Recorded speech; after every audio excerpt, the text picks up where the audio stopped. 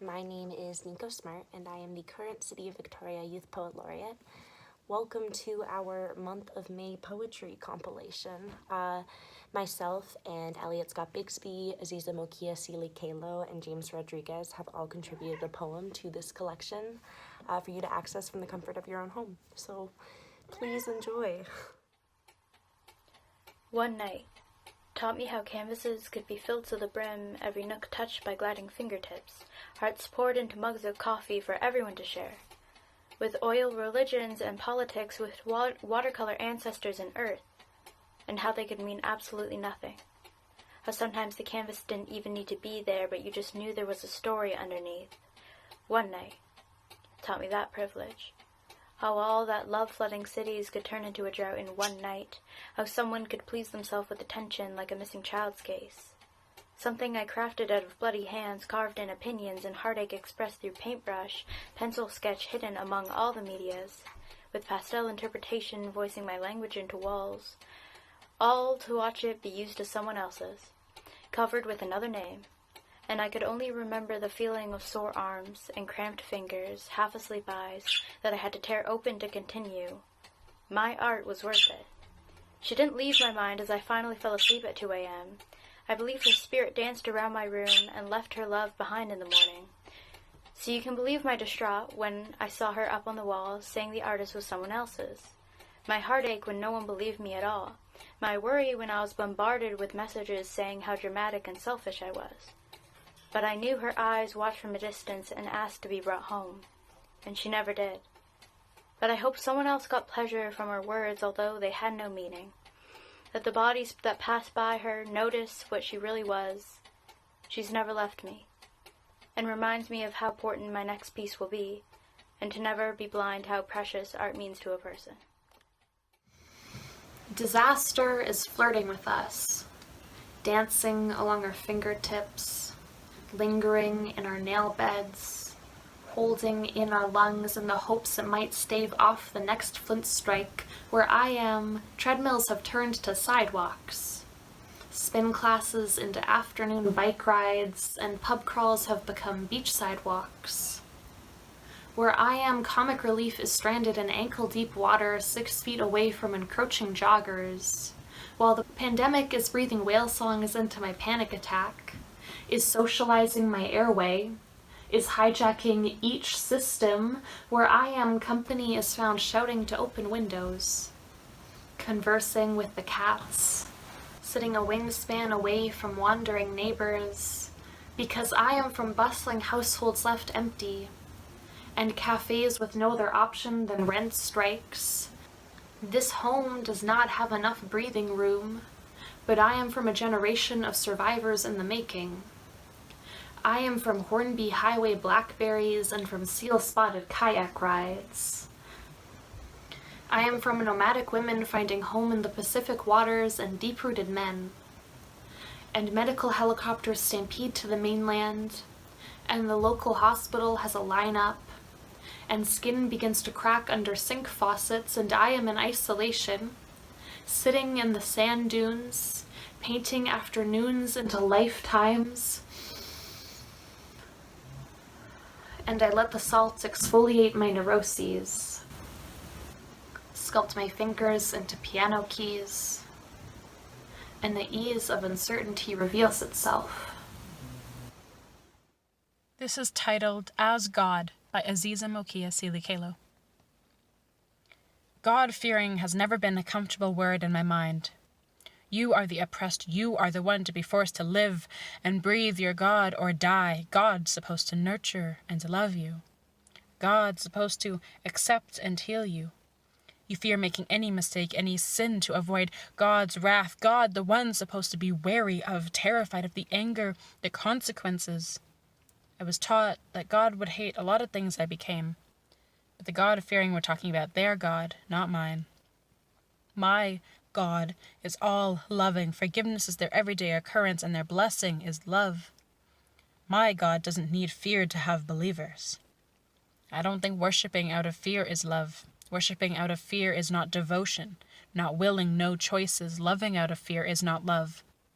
My God blesses you how you come, but my God does not forgive ignorance and hate. My God is just like me, and it's okay to humanize your gods. But as God myself, as God, I would lay abandoned and war-wrecked children to sleep, sing them lullabies in a heavenly voice they won't quite be able to recall by morning, have them rest easy without fear or sadness, even just for a night. Cry tears with them, cry for their siblings, their friends, their parents, cry for them and all of the childhoods lost. As God, I would scream bloody murder, banshee, sorrowful rage at every person who uttered a threat or forced themselves physically, verbally upon a woman or girl who did not ask for anything the first time the lost track stopped counting time. I would not let a demographic be raised as nothing more than meat and satisfaction for the rest. As God, I would make sanctuaries, one for every small village, visible only to those who feel they are at their wits' end.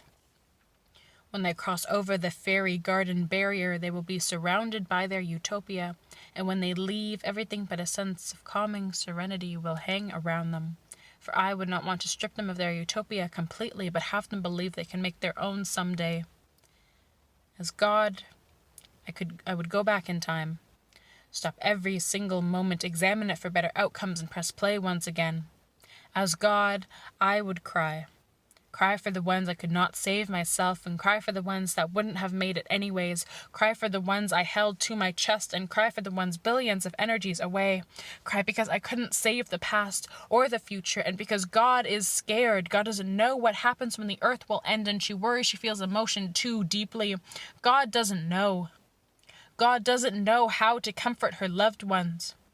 God doesn't know how to overcome her depression. God doesn't know how to truly shed fear and live for herself.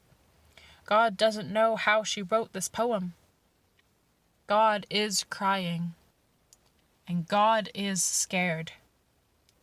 But God will forgive herself. God will not move on, will not forget, but will put one foot in front of the other until she ends the suffering for just one more person.